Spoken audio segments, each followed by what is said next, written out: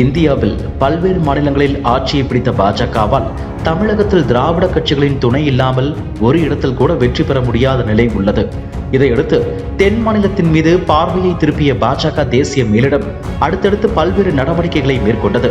அந்த வகையில் 2014ஆம் ஆண்டு தமிழக பாஜக தலைவராக தமிழிசையை நியமித்தது. அவரின் தீவிர செயல்பாட்டால் பாஜகவின் வளர்ச்சிக்கு முக்கிய காரணமாக அமைந்தார். தமிழகம் முழுவதும் பாஜகவின் பெயர் வேகமாக பரவியது.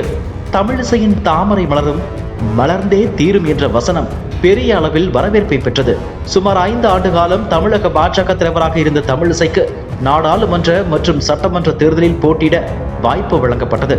இருந்தபோதும் தேர்தலில் வெற்றி பெறாத நிலையில் ஆளுநர் பொறுப்பு வழங்கி அழகு பார்த்தது பாஜக.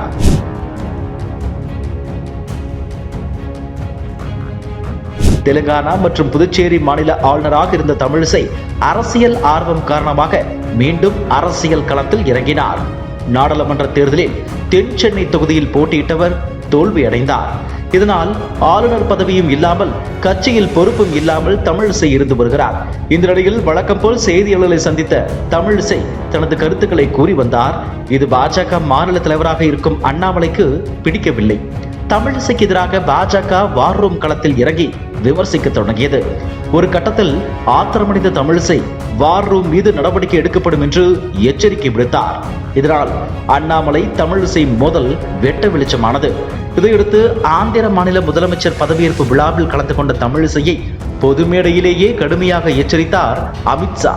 இதனால் சில நாட்கள் அமைதி காத்த தமிழிசை மீண்டும் பேச தொடங்கினார்.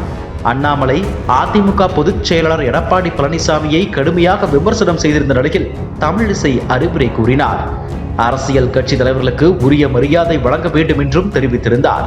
இதற்கு பதிலடி கொடுத்த அண்ணாமலை, எனது பேச்சை திரும்ப வாங்க முடியாது, இதில் சீனியர் ஜூனியர் என்ற பேச்சே இல்லை என கூறினார். அண்ணாமலை மீதான தமிழிசை பேச்சுக்கு பாஜகவின் ஆதரவாளர்கள் சமூக வலைதளங்களில் தமிழிசையை விமர்சனம் செய்து வருகின்றனர்.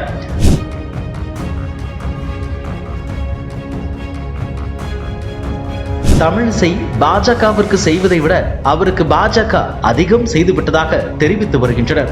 எனவே தமிழிசை அரசியலில் இருந்து ஒதுங்கி இருக்க வேண்டும் என கேட்டுக்கொண்டனர். இந்த நிலையில் தமிழிசை திடீரென தனது சமூக வலைதளத்தில் தன் நெஞ்சறிவது பொய்யற்க பொய்த்த பின் தன் நெஞ்சே தன்னை சுடும் என்ற திருக்குறள் ஒன்றை பதிவு செய்துள்ளார்.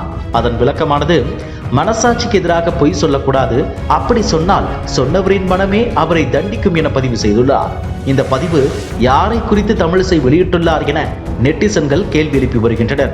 அதில் பெரும்பாலும் அண்ணாமலையை குறிவைத்துதான் பதிவு செய்து வருகின்றார் என நெட்டிசன்கள் விமர்சித்து வருகின்றனர். இதுபோன்ற செய்திகளை மேலும் தெரிந்து கொள்ள எங்களது யூடியூப், ஃபேஸ்புக் மற்றும் ட்விட்டர் ஆப்களை சப்ஸ்கிரைப் செய்யவும்.